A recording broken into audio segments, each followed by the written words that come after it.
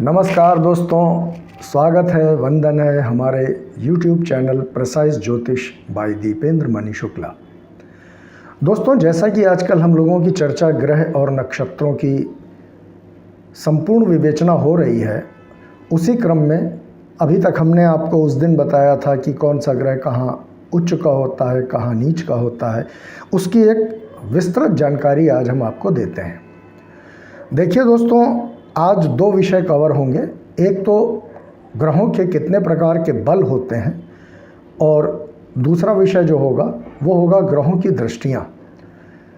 जैसा कि अगर आप लोग जानते हो तो जितना ग्रह प्रभावी होते हैं हमारी कुंडली में, उतनी ही उसकी दृष्टियाँ भी प्रभावी होती हैं। किसकी दृष्टि कहाँ पड़ रही है वो उस भाव को बली भी कर सकती है और निर्बल भी कर सकती है। तो इन्हीं विषयों पे आज हमारी चर्चा होगी। दोस्तों, ग्रहों के 4 प्रकार के प्रमुख बल होते हैं। कोई भी ग्रह सर्वोच्च बली होता है जब अपनी उच्च राशि में होता है। जैसे यहाँ पर देखिए, सूर्य देव जो हैं, पहले हम ग्रहों के बारे में बता दें। कोई भी ग्रह सर्वोच्च बली होता है जब वो अपनी उच्च राशि में होता है। उच्च बली होता है जब वो अपने मूल त्रिकोण राशि में होता है। बली होता है जब वह स्वग्रही होता है या उसको स्वक्षेत्री भी कहते हैं। और निर्बली वो तब हो जाता है, यानी बलहीन तब हो जाता है जब वो अपनी नीच राशि में चला जाता है। अब इसको जैसे यहाँ पे समझने के लिए हमने बोर्ड पे लगाया है। जैसे सूर्य देव जो हैं, वो जहाँ पर उच्च लिखा है वो 1 नंबर की राशि है, यानी मेष राशि में वो उच्च के होते हैं। उसके ठीक सामने जहाँ 7 नंबर लिखा है वो उनकी नीच राशि होती है, यानी उसको तुला राशि कहते हैं। और जहाँ पर 5 नंबर लिखा है वो सूर्यदेव की अपनी स्वयं की राशि होती है, यानी वो मूल त्रिकोण भी कहलाती है। और कुंडली की लैंग्वेज में अगर हम कहें तो वो उनका स्वग्रह भी है और स्वक्षेत्री भी हो गए। कहाँ कैसे होते हैं ये हम अभी आपको पहले बता चुके हैं। इसी प्रकार दोस्तों, चंद्रदेव की अगर हम बात करें तो चंद्रदेव जहाँ पर 2 नंबर लिखा हुआ है वहाँ पर वो उच्च के होते हैं, यानी वृष राशि में। जहाँ पर 8 नंबर लिखा हुआ है वहाँ पर, यानी वृश्चिक राशि में, वो नीच राशि में चले जाते हैं। वो उनकी नीच राशि कहलाती है। इसी प्रकार चंद्रमा जी को भी केवल एक ही राशि मिली हुई है। तो कर्क राशि जहाँ 4 नंबर लिखा हुआ है वो उनका स्वग्रह भी कहलाता है और मूल त्रिकोण भी कहलाता है और उनका स्वक्षेत्र भी कहलाता है। इसी प्रकार दोस्तों, अगर हम मंगल देव की बात करें तो मंगल देव जहाँ पर 10 नंबर लिखा हुआ है वो उनकी उच्च राशि होती है, यानी मकर राशि। शनिदेव की राशि मकर में मंगल देव उच्च के होते हैं। उसके ठीक साथ में अगर देखिए जहाँ पर 4 नंबर लिखा है वहाँ पर उनकी नीच राशि हो जाती है, यानी वो कर्क राशि हो जाती है। अब मंगल देव को 2 राशियाँ प्राप्त हैं, इस वजह से उनकी जो मूल त्रिकोण राशि है वो मेष होती है, जहाँ पर 1 नंबर लिखा है। और उनका जो स्वग्रही कहें या उनका स्वक्षेत्र कहें या उनका अपना घर कहें तो वो उनकी राशि होती है वृश्चिक राशि। जैसा कि हम पहले भी बता चुके हैं कि बुध अपने ही राशि में उच्च का होता है। अब देखिए, बुध देव की अगर बात करें तो जहाँ पर 6 नंबर लिखा है वो बुध देव की अपनी खुद की राशि है। वहाँ पर वो उच्च के भी होते हैं और मूल त्रिकोणस्थ भी कहलाते हैं। अब दोस्तों, जहाँ पर उसके ठीक सामने 7वें भाव में वो जो 12 नंबर लिखा है, यानी देवगुरु बृहस्पति की वो राशि मीन कहलाती है, वहाँ पर बुध देव जो होते हैं वो नीच कंसीडर किए जाते हैं, यानी वो उनकी नीच की राशि है। इसी प्रकार अगर हम देवगुरु बृहस्पति की बात करें तो इनको भी 2 राशियाँ प्राप्त हैं। पहली राशि इनकी धनु होती है और दूसरी राशि इनकी मीन होती है। अब देवगुरु बृहस्पति की जो मूल त्रिकोण राशि है, यानी जहाँ पर ये उच्च बली होते हैं, वो राशि इनकी धनु राशि कहलाती है, जहाँ पर 9 नंबर लिखा हुआ है। अब इनकी नीच राशि जो कहलाती है, जहाँ पर 10 नंबर लिखा हुआ है, ये भी शनिदेव की ही राशि है। शनिदेव की साधारण राशि होती है, उसमें देवगुरु बृहस्पति नीच राशि के कंसीडर किए जाते हैं। इनकी जो उच्च राशि होती है वो चंद्रदेव की होती है, जहाँ पर 4 नंबर लिखा हुआ है, यानी कर्क राशि में देवगुरु बृहस्पति उच्च राशिस्थ होते हैं। इनकी मूल त्रिकोण मैं बता ही चुका हूँ कि धनु राशि होती है, और जब इनकी मीन राशि में आकर ये बैठ जाते हैं, यानी जहाँ 12 नंबर लिखा हुआ है वो इनका स्वक्षेत्र हो जाता है, या उसको कह लीजिए कि देवगुरु बृहस्पति स्वग्रही होकर बैठ गए हैं। इसी प्रकार दोस्तों अगर हम शुक्रदेव की बात करें, वो जहाँ बैठते हैं उससे ठीक सप्तम, यानी जो उनकी उच्च राशि है, जैसे शुक्रदेव मीन राशि में उच्च के होते हैं, यानी देवगुरु बृहस्पति की राशि में वो उच्च के होते हैं, जहाँ पर 12 नंबर लिखा हुआ है वहाँ पर वो उनकी उच्च राशि कहलाती है। उसके ठीक सामने जहाँ पर 6 नंबर लिखा हुआ है कन्या राशि बुध देव की, वहाँ पर वो नीच कंसीडर किए जाते हैं। अब इनकी मूल त्रिकोण राशि होती है तुला, जहाँ पर 7 नंबर लिखा हुआ है। इनकी साधारण राशि जो होती है वो होती है वृषभ, यानी वृष राशि। वो इनको स्वग्रह कह लीजिए, इनका स्वक्षेत्र कह लीजिए, जो भी कह लीजिए, वो उनका अपना व्यक्तिगत का घर होता है। लेकिन उच्च ये मीन में होते हैं, नीच ये कन्या में होते हैं, और मूल त्रिकोण राशि इनकी तुला राशि होती है, जो इनकी अपनी ही राशि है। इसी प्रकार दोस्तों अगर हम शनिदेव के बारे में बात करें, तो शनिदेव जो हैं ये हमेशा तुला राशि यानी शुक्रदेव की राशि में ये उच्च के होते हैं, जहाँ पर 7 नंबर लिखा हुआ है। ठीक, उसके ठीक सामने अगर जो भाव पड़ रहा है उस भाव में अगर आप देखें तो वहाँ पर 1 नंबर लिखा होगा, यानी वहाँ से अगर आप गिने 1 2 3 4 5 6 7, जो उसके ठीक 7वां घर पड़ रहा है वहाँ पर 1 नंबर लिखा होगा। 1 नंबर का मतलब वो मंगल देव की राशि है। वहाँ पर शनिदेव नीच कंसीडर किए जाते हैं, यानी वो इनकी नीच की राशि होती है। अब इनकी मूल त्रिकोण राशि जो होती है, देखिए दोस्तों मूल त्रिकोण है क्या, कोई भी व्यक्ति जहाँ पर पैदा होता है, जो उसका अपना निजी घर होता है, जहाँ पर वो जन्म लेता है, वो स्थान उस व्यक्ति का मूल घर कहलाता है, यानी नेटिव प्लेस कहलाता है। जैसे मान लीजिए अभी आप अमेरिका चले जाएं, वहाँ पर काम धंधा करने लगें, नौकरी करने लगें, व्यापार करने लगें, और कोई अमेरिकन अगर आपसे पूछे कि भाई आप कहाँ के हो, तो आप उसको क्या बताएंगे कि मैं इंडिया का हूँ। और अगर मान लीजिए इंडिया में अगर आप अपने शहर से किसी दूसरे शहर चले जाएं, वहाँ पर कोई आपसे पूछे कि भाई आप कहाँ के हैं, तो आप अपने उस मोहल्ले को बताएंगे, उस गांव को बताएंगे, उस शहर को बताएंगे कि भाई मैं कानपुर का हूँ, कानपुर के उस मोहल्ले का हूँ। तो जहाँ पर आपका जन्म हुआ, जो आपका अपना पहला घर मिला इस धरती पे, वो आपकी मूल त्रिकोण राशि, अगर राशियों की बात करें तो वो मूल त्रिकोण हो गई। आपकी बात करें अगर किसी भी जातक की, तो वो उसका नेटिव प्लेस हो गया। इसीलिए कोई भी ग्रह उच्च बली होता है अपनी मूल त्रिकोण राशि में आके। अब विशेष जैसे उच्च कब होते हैं, लेकिन अब उसको मान लीजिए बहुत ऊंचा पद मिल गया और उसको सरकारी आवास मिल गया, वो कहीं का डीएम हो गया, तो डीएम आवास मिल जाएगा, तो वो उच्चता प्रदान हो गई। इसी प्रकार अगर हम राहु देव की बात करें, तो राहु देव को देखिए 2 राशियां प्राप्त हैं। वैसे तो इनको कोई राशि वाशी, इनका कोई घर ही नहीं है, लेकिन यह है कि 2 स्थान प्राप्त हैं। ये उच्च के होते हैं, एक तो 2 नंबर राशि में, यानी शुक्रदेव की जो राशि है उसमें ये उच्च के हो जाते हैं, और उसके बाद ये जहाँ 3 नंबर लिखी हुई है उसमें भी ये उच्च के हो जाते हैं। उसका सबसे बड़ा कारण ये है कि ये बुध देव के भी मित्र हैं और शुक्र देव के भी मित्र हैं, तो इन दोनों राशियों में इनको उच्चता प्रदान हो जाती है। अब उसके ठीक सामने अगर 7वां भाव देखें तो वहाँ पर एक तरफ लिखा होगा 8 नंबर, यानी 2 से नीचे अगर देखेंगे तो वहाँ 8 नंबर लिखा होगा। 8 नंबर में ये नीच के हो जाते हैं, और 3 के 7वें अगर हम देखेंगे, 7वां भाव जस्ट अपोजिट हाउस देखेंगे तो वहाँ 9 नंबर लिखा होगा, यानी देवगुरु बृहस्पति की राशि धनु राशि, तो वहाँ पर राहुदेव नीच के कंसीडर होते हैं, वहाँ नीच के हो जाते हैं। इसी प्रकार दोस्तों अगर हम केतु देव की बात करें, तो केतु देव चूँकि उसी अंश पे बैठते हैं, जितनी डिग्री पे राहु आपकी कुंडली में बैठे होंगे उतनी ही डिग्री पे, उतने ही अंश पे केतु उसके जस्ट अपोजिट सेम अंश पे बैठे होंगे। ये एक शाश्वत नियम है। अब अगर राहु देव 2 नंबर और 3 नंबर में उच्च के हो रहे हैं, तो चूंकि केतु देव उनसे ठीक 7वें विराजित होते हैं, इसलिए वो 9 नंबर जो देवगुरु बृहस्पति की राशि है और 8 नंबर जो मंगल देव की राशि है उसमें वो उच्च के होते हैं। अब उससे ठीक सामने अगर हम जोड़ें तो जहाँ पर राहु देव उच्च के होते हैं वहाँ पर केतु देव नीच के हो जाते हैं, यानी 2 नंबर और 3 नंबर। तो दोस्तों ये रहा एक ग्रहों के जो 4 प्रकार के विशेष बल होते हैं।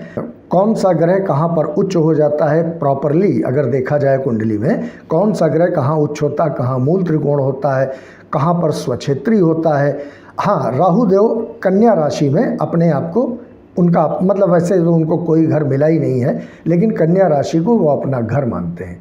केतु देव मीन राशि को अपना घर मानते हैं। तो इसी प्रकार से अगर बात की जाए तो सारे ग्रह किन किन राशियों में जाके उच्च के होते हैं, कहाँ पर नीच के होते हैं, कहाँ पर मूल त्रिकोण राशि उनकी बनती है, कौन सी उनकी साधारण राशि है, ये सारी हमने एक विस्तृत जानकारी आपको दी। चार्ट आप चाहें तो इसका स्क्रीनशॉट ले लें या एक कागज़ पेंसिल में इसको लेके उतार लें, आगे भविष्य में आपके काम आएगा। जो बच्चे ज्योतिष सीख रहे हैं उनके ये बहुत काम आएगा। अब इसी क्रम में दोस्तों ग्रहों की कुछ विशेष दृष्टियां होती हैं। अच्छा, दृष्टियां होती क्यों हैं? हमारे ऋषियों ने, महर्षि भृगु ने दृष्टियां बनाई ही क्यों? महर्षि पराशर ने ग्रहों को दृष्टियां क्यों प्रदान की? देखिए, दरअसल सूर्य और चंद्रमा जो है हमारी आकाशीय संसद में यानी ग्रहमंडल में राजा और रानी का पद प्राप्त किए हुए हैं। बुध युवराज का पद प्राप्त किए हैं, शुक्रदेव मंत्री का पद मिला हुआ है इनको। इसलिए ये लोग, चूँकि भाई राजा है उसको बहुत ज़्यादा चीज़ों से मतलब नहीं है, उसका तो काम है राजाज्ञा जिसको कहलाती है, उसका काम है ऑर्डर्स को देना। वो बहुत ज़्यादा विषयों की तरफ ध्यान नहीं देता। उसके लिए उसने मंत्री को नियुक्त किया है, सेनापति को नियुक्त किया है और उनके जो मंत्रालय में तमाम चीज़ें हैं वो उनमें नियुक्त करते हैं। इसलिए सूर्य को केवल एक दृष्टि प्राप्त है चूँकि वो राजा है। बुध चूँकि युवराज हैं, राजकुमार हैं, तो उनको बहुत ज़्यादा चीज़ों से मतलब नहीं है, उनको भी एक ही दृष्टि प्राप्त है। शुक्रदेव मतांतर से एक वन आइड हैं, उनकी एक ही आँख है, इसलिए उनको भी एक ही दृष्टि प्राप्त है। हालांकि दृष्टियाँ 1 पाद, 2 पाद, त्रिपाद भी होती हैं, लेकिन प्रमुख जो होती है जहाँ पर पूर्ण दृष्टि होती है ग्रह की, वही दृष्टि मायने रखती है। इसलिए दोस्तों सूर्यदेव, बुधदेव और शुक्रदेव, इन तीनों को एक एक दृष्टि, यानी ये जहाँ पर कुंडली में विराजित हैं वहाँ से ठीक अपोजिट वाला हाउस जो है, यानी जो सप्तम हाउस कहलाएगा, वहाँ से अगर आप गिनेंगे जहाँ सूर्यदेव बैठे वहाँ से 1 2 3 4 5 6 7 जो भी हाउस आएगा वहाँ पर इनकी पूर्ण दृष्टि होगी। और दोस्तों चूँकि ग्रहमंडल में मंगल देव को एक सेनापति का पद प्राप्त है। अब सेनापति, उसका काम ही होता है राजा को पूरी तरह सुरक्षा देना, अपने राज्य को सुरक्षा देना, तो इसलिए मंगल देव को 3 दृष्टियां प्राप्त हैं। अब मंगल जहाँ से बैठता है वहाँ से अपने चौथे भाव को देखता है। चौथे भाव को क्यों? क्योंकि अगर काल पुरुष की कुंडली की बात करें तो 1 नंबर से अगर कुंडली बनाई जाए तो चौथा भाव जो है वो सुख का भाव कहलाता है। वो चौथा भाव सुख का भाव कहलाता है। तो राजा को सुख देने के लिए, सब प्रकार की सुरक्षा देने के लिए वो चौथे घर पे अपनी पूर्ण दृष्टि रखते हैं जहाँ बैठते हैं। यानी अगर काल पुरुष की बात की जाए कुंडली की तो वहाँ से ठीक सामने 7वां हाउस जो है, तो वो राजा की पत्नी जो है यानी रानी, उनकी भी रख रखाव, उनकी भी रक्षा करने के लिए वो पूर्ण दृष्टि सप्तम भाव पे भी रखते हैं। अब इनकी 8वीं दृष्टि भी होती है। अब अगर 7वें के बाद दूसरा घर देखें तो वो 8वां घर, वो मृत्यु भाव होता है, आयु भाव भी उसी को कहते हैं। तो राजा के प्राणों की रक्षा करने के लिए वो अष्टम दृष्टि भी उनको प्राप्त है। तो इस प्रकार सेनापति का जो एक दायित्व निभाते हुए मंगल देव हैं वो चौथी, 7वीं और 8वीं दृष्टि रखते हैं। अब देवगुरु बृहस्पति को चूँकि गुरु की पदवी प्राप्त है, तो जैसे भाई राजर्षि भी तो होते थे या होते हैं, तो राजा को सही और उचित परामर्श देने के लिए, चूँकि इनका सब पूरे मंत्रिमंडल में सभी लोग इनको नमन करते हैं, इनका बहुत ज़्यादा आदर होता है, राजा भी इनका आदर करता है, इस वजह से देवगुरु बृहस्पति को भी 3 दृष्टियां प्राप्त हैं। पहली दृष्टि पंचम। पंचम किसी भी व्यक्ति की बुद्धि होती है, यानी जहाँ कालपुरुष की कुंडली की अगर बात करें तो देवगुरु बृहस्पति अगर लग्न में बैठे हैं तो वहाँ से ठीक पंचम भाव, वहाँ से गिनिए अगर तो 1 2 3 4 5, वो किसी भी मनुष्य की बुद्धि होती है। तो राजा की बुद्धि जो है हमेशा स्थिर रहे, अच्छी रहे और जनता के लिए या प्रजा के लिए एक बहुत न्यायप्रिय रहे, इसके लिए देवगुरु बृहस्पति उसकी बुद्धि पर, राजा की बुद्धि पर अपनी दृष्टि गड़ाए रहते हैं। अब चूंकि रानी भी पथभ्रष्ट न होने पाए, राजा की पत्नी है, तो कभी कभी पुराने ज़माने में देखिए रानियाँ पट रानी कहलाती थी। पट रानी दोस्तों उसे कहते हैं जो राजा के साथ राज सिंहासन पर बैठकर राजा के फैसलों में अपना हस्तक्षेप प्रदान करे, उसे पट रानी कहते हैं। जैसे महाराज दशरथ की पटरानी महारानी कैकेयी थी, पत्नियां उनकी कौशल्या जी और माता सुमित्रा भी थीं, लेकिन पट रानी का दर्जा माता कैकेयी को मिला था। इसी तरह देवगुरु बृहस्पति रानी के लिए उनकी भी मति बिल्कुल ठीक रहे, उनकी भी बुद्धि ठीक रहे, राजा के प्रति वो धर्मोचित रहें, इसलिए वो सप्तम भाव पे पूरी दृष्टि जमाए रखते हैं। अब चूंकि अगर 1 नंबर लग्न की बात की जाए तो वहाँ से 9वां भाव जो होता है, यानी 1 2 3 4 5 6 7 8 9, वो धर्म का भाव होता है।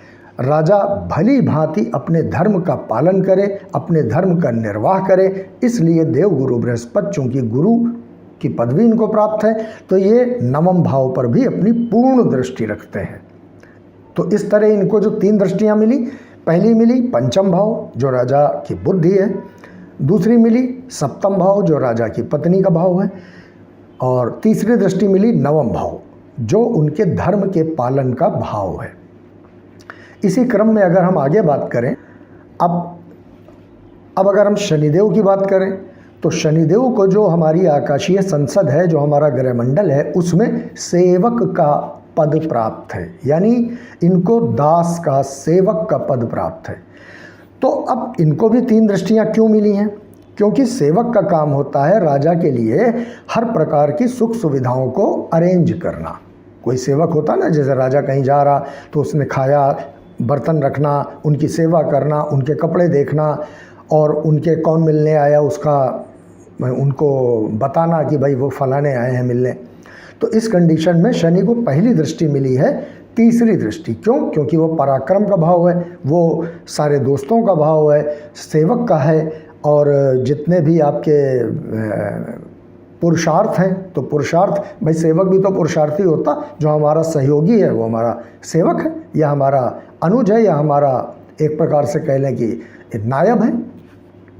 तो पहली दृष्टि उनको जो मिली वो तीसरी दृष्टि मिली, यानी अगर शनिदेव लग्न में बैठे हैं तो वहाँ से तीसरी दृष्टि पे पूर्ण दृष्टि रखते हैं, तीसरे भाव पर। वहाँ सप्तम हर ग्रह देखता है, कोई भी ग्रह हो अपने से सप्तम यानी 7वें हाउस को देखता ही देखता है। शनिदेव को दूसरी दृष्टि कहाँ मिली? जहाँ बैठे हैं वहाँ से ठीक 7वें। चूँकि भाई अगर राजा के सेवक हैं तो रानी के भी तो सेवक है ना, हर प्रकार से उनकी सेवा और शुश्रूषा करना, उनके रख रखाव का ध्यान रखना, उनके कोई भी सामान है वो कैसे आएगा, कहाँ पहुँचा, रानी का बिस्तर ठीक लगा है कि नहीं लगा है, रानी के पास किसी चीज़ की कमी तो नहीं है, पानी पहुँचा कि नहीं पहुँचा। इसलिए सेवक का जो एक धर्म होता है वो शनिदेव निभाते हैं। अब तीसरी दृष्टि कहाँ जाती है? उनको दशम दृष्टि प्राप्त है, यानी अगर मान लीजिए लग्न में 1 नंबर में बैठे हैं तो वहाँ से 10वां भाव 1 2 3 4 5 6 7 8 9 10, यानी अगर यहाँ देखें तो 1 2 3 4 5 6 7 8 9 10, जो 10वां भाव है वो राज्य का भाव कहलाता है। काल पुरुष की कुंडली में अगर बात करें तो वो भाव राज्य का भाव कहलाता है। तो शनिदेव चूंकि सेवक हैं तो भाई राज्य की कोई भी चीज़ अगर बात की जाए तो राजा अगर कोई भी चीज़ राज्य के लिए दिखवाना है उनको कि भाई राज्य हमारा कैसा चल रहा है, तो अपने सेवक को दौड़ा दिया कि भाई जाइए आप ज़रा देख के आइए हमारे राज्य की प्रजा कैसी है, सब सकुशल तो है, आनंद मंगल है कि नहीं।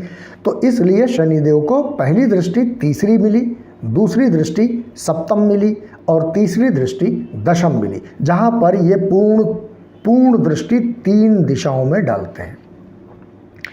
इसी प्रकार राहुदेव, अब राहु देव चूँकि वैसे तो ये वक्री होते हैं, हमेशा पीछे की ओर चलते हैं, लेकिन दृष्टियाँ इनकी जो हैं वो हमेशा आगे ही रहती हैं। कैसे? जैसे मान लीजिए आप उल्टा चलने लगें, तो कोई भी आदमी अगर उल्टा चलने लगेगा तो देखेगा तो सामने ही ना। या अगर कोई कार आप रिवर्स कर रहे हैं तो गाड़ी तो रिवर्स जा रही है, लेकिन उसकी हेडलाइटें तो आगे ही जा रही हैं ना। तो इसी प्रकार से राहु देव को भी 3 दृष्टियाँ प्राप्त हैं। वो गुरुवत दृष्टियाँ हैं, जहाँ जहाँ गुरु देखते हैं उसी दशा में राहु देव भी देखते हैं। यानी राहु देव को भी पंचम, सप्तम और नवम दृष्टि प्राप्त है, और केतु देव को भी पंचम, नवम और सप्तम दृष्टि प्राप्त है। इस तरह दृष्टियाँ क्यों हैं, उनका काम क्या होता है? अब जैसे शनि देव की दृष्टि होती है, ये क्रूर दृष्टि होती है। शनि देव जहाँ बैठते हैं उस जगह तो थोड़ा बहुत गड़बड़ करते ही करते हैं, लेकिन जहाँ पर ये दृष्टि डाल देते हैं वहाँ पर 75% गड़बड़ कर देते हैं। इसीलिए कहते हैं ना कि शनि की वक्र दृष्टि होती है। लेकिन देवगुरु बृहस्पति के साथ इसका रिवर्स है, उल्टा है। देवगुरु बृहस्पति जहाँ बैठते हैं वहाँ अगर वो योग कारक हैं तब तो अच्छा फल देंगे, वरना अगर अकेले बैठे हैं तो उस भाव को बिगाड़ देंगे। स्थान हानि करोति जीवा का सिद्धांत लागू होता है। लेकिन देवगुरु बृहस्पति जहाँ पर देखते हैं तो देवगुरु बृहस्पति की दृष्टियों में अमृत होता है। देवगुरु बृहस्पति जहाँ पर देखेंगे यानी संतान के कारक हैं, विवाह के कारक हैं, समस्त सुख के कारक हैं, ज्ञान के कारक हैं, हर प्रकार की आपके जीवन में एक भौतिक, सांसारिक, आध्यात्मिक, शैक्षिक हर चीज़ की उन्नति का कारक है। इसलिए देवगुरु बृहस्पति जहाँ बैठेंगे वहाँ से पंचम दृष्टि देखेंगे, उसका भी कल्याण करेंगे, वहाँ से सप्तम देखेंगे, उसका भी कल्याण करेंगे, और वहाँ से नवम देखेंगे, उसका भी कल्याण करेंगे। तो दोस्तों, आज आप लोगों ने समझा कि दृष्टियाँ क्यों होती हैं, उनका काम क्या होता है, ग्रहों के कितने प्रकार के बल होते हैं, जब ग्रह मूल त्रिकोण में बैठे तो कैसा फल देता है, उच्च राशि में बैठे तो उसकी ताकत क्या हो जाती है, नीच राशि में बैठे तो उसकी ताकत क्या हो जाती है, और अगर अपने स्वक्षेत्र में बैठे तब वो कैसा फलीभूत होता है। अब यहाँ पर दोस्तों एक बड़ी गूढ़ बात और आती है। मैं इस पे अलग से वीडियो बनाऊंगा क्योंकि ये लंबा विषय है, छोटे में नहीं समझ में आएगा, लेकिन चूंकि इसी क्रम का है तो एक सूक्ष्म जानकारी इसमें डाल देते हैं। ग्रहों के जो अंश होते हैं, जैसे डिग्रीज कहलाती है, तो अगर कोई भी ग्रह अंश से मजबूत है यानी अंश से बली है, वो ग्रह जो होता है वो युवावस्था का होता है। इस पर मैं जब बनाऊंगा वीडियो तो पूरा डिटेल आपको दूंगा। जब कोई ग्रह अपने अंश से बली होता है तो वो सर्वोच्च फल प्रदान करता है, और अगर कोई ग्रह अंश से कमज़ोर है तो वो, अब अगर योगकारी है तो आप उसका रत्न और मंत्रोच्चार द्वारा उसको बलि कर सकते हैं, उसका नगीना पहन सकते हैं, उसका रत्न पहन सकते हैं, तो वो फल देने लगेगा। लेकिन अगर योगकारी है और उसमें अंश नहीं है तो फिर वो आपको उतने अच्छे फल नहीं देगा। इसलिए अंश वाइज अगर ग्रह बली है तो आपको सर्वोच्च फल प्रदान करेगा। अगर ग्रह भी बली है, योग कारक है और अंश बल से भी वो मजबूत है, तो आप ये पक्का जान लीजिए कि वो ग्रह जहाँ बैठेगा उस भाव के फल देगा, जहाँ जहाँ वो देखेगा उस भाव को बली करेगा। इसलिए अपनी कुंडली में देखिए देवगुरु बृहस्पति कहाँ बैठे हैं, कौन सा ग्रह कैसे बैठा है, कहाँ बैठा है, आप उसको मिलान कीजिए। अगर कोई भी आपको क्वेरीज हो हमसे आप कमेंट बॉक्स में आके पूछ सकते हैं। चार्ट अगर आप स्क्रीनशॉट ले लें तो ठीक है, अन्यथा अगर आप कॉपी पेंसिल में उतारना चाहें तो आप उसमें भी उतार सकते हैं। तो दोस्तों, आज एक विस्तृत चर्चा हुई। इसी तरह हम आपको ज्योतिष की रोज़ कोई ना कोई जानकारी देते रहेंगे। इसके बाद हम लग्न पे आएंगे, कौन सा लग्न होगा, कौन सा ग्रह अगर किन भावों में बैठेगा तो उसका क्या फल होगा, कहाँ बैठेगा तो उसका अच्छा फल नहीं होगा, ये सारी जानकारी हम आपको बोर्ड पे देंगे। एक एक क्रम चलते रहिए, सीखते रहिए, ज्योतिष को जानते रहिए, जो हमारे ऋषि मुनियों द्वारा हमारे लिए एक वरदान है और पूरे संपूर्ण जीवन का, संपूर्ण जगत का रहस्य छुपाए हुए हैं। तब तक के लिए दोस्तों अपनी वाणी को यहीं विराम देते हैं। फिर अगले वीडियो में आपसे मुलाकात होगी। हमारे वीडियो को सब्सक्राइब कीजिए, शेयर करिए और लाइक करिए। आपके अंदर बैठे हुए परमात्मा को बहुत बहुत नमन, वंदन है। धन्यवाद। जय हिंद, जय भारत, जय गणेश।